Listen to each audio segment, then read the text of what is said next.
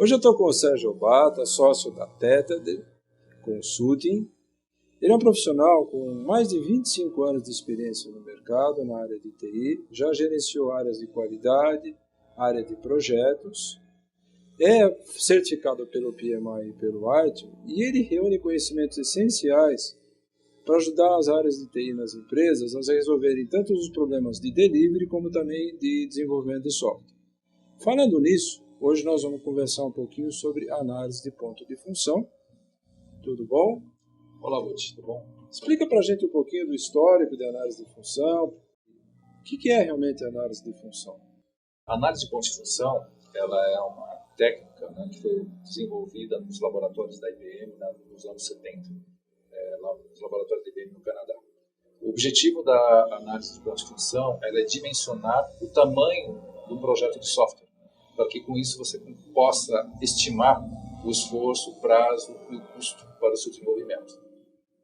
Entendi. E, assim, dentro dos desafios que você teve na sua vida profissional, onde que a análise de ponto de função foi importante? Onde que te ajudou? Principalmente como gerente de projeto, coordenador gerente de projeto, um grande problema que a gente tem é justamente o dimensionamento, né? O esforço necessário que você tem para poder desenvolver aquele projeto, com os recursos, o prazo. Com a análise de ponto de função, né, você tem uma técnica, né, que permite estimar esse esforço de maneira mais precisa, mais adequada do que em meios normais, né? Fazer de uma forma ad hoc, por exemplo. Tá. E você poderia falar um pouquinho mais sobre essas técnicas, assim, sobre as métricas, sobre esse ambiente? Como é que é a coisa, assim, para quem está pensando em análise de ponto de função, mas não sabe nem por onde começar, por exemplo? Ok. Como eu falei, a análise de ponto de função é uma técnica e a técnica ela é baseada na visão das funcionalidades. Ela independe de tecnologia, ou seja, para você utilizar, basta você ter conhecimento das funcionalidades. Então, isso é uma premissa muito importante, ou seja, você precisa ter uma especificação de requisitos, uma engenharia de requisitos bem elaborada, porque ela é o insumo, fonte para a contagem, certo?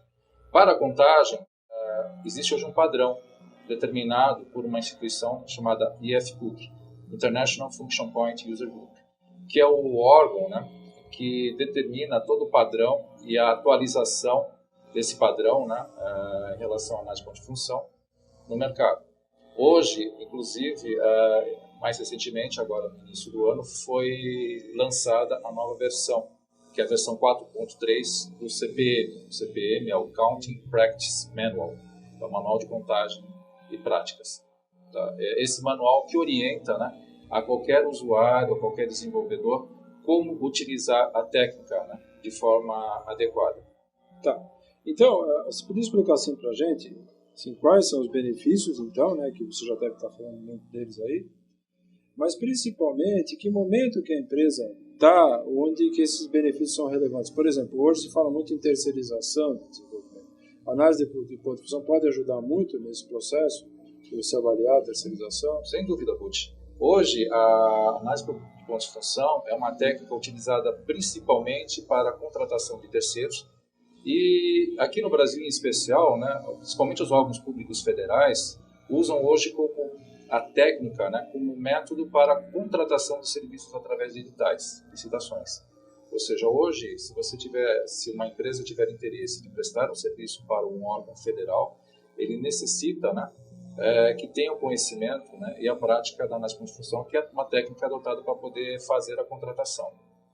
No meio privado, hoje ela é uma ferramenta excepcional para você poder medir e poder avaliar, né, o esforço que você, como cliente, vai ter para a contratação. Ok? Um outro aspecto importante é que ela é hoje uma ferramenta, uma técnica que padroniza a estimativa de esforço. Tá? Cria um standard para o mercado. Tá? Outro aspecto importante também, Butch, é com relação à produtividade. Como a técnica permite você contar o tamanho, né, de um software, você tem condições de avaliar a produtividade, né, dos seus recursos, né, em relação ao desenvolvimento de um software. Tá, ok. E, por exemplo, dos treinamentos que existem no mercado, ou de uma ideia de treinamento, o que você acha, assim, quais são os principais componentes que devem compor um curso de análise de plano de função? Além, assim, do seu conteúdo programático e também do seu estudo de caso. Ok. O curso de análise de ponto de função, ele é um curso onde você precisa ter uma visão realmente da relevância, né, através dos conceitos básicos históricos em relação à técnica, os passos, né, para serem trabalhados para a contagem, né, dos pontos de função. Na verdade, a técnica em si ela é uma técnica muito simples, né? São poucos passos para você poder fazer a contagem. O mais importante, né, para a contagem de pontos de função é você ter os insumos, que são as informações necessárias para você poder fazer a contagem de forma adequada. O sucesso está nos insumos. Como eu falei, que seria a necessidade de você ter os requisitos, a especificação dos requisitos de uma forma adequada. Isso é o ponto crucial para você ter uma contagem correta. Então, você está levando a me dizer que se, por exemplo, a gente formasse um programa onde você tivesse um curso de engenharia de requisitos junto com um curso de análise de ponto de função, seria um programa assim, muito adequado para resolver o problema como um todo, né? Eu diria, Uti, que o treinamento de engenharia de requisitos ele é um excelente pré-requisito para você fazer análise de ponto de função. Então, ok. Bom, eu te agradeço, né? E eu convido a você que está nos vendo a acessar grupotreinar.com.br ou grupotreinar.com, entre na área de contato do site ou ligue para a gente se você quiser mais informações sobre esse assunto. Muito obrigado.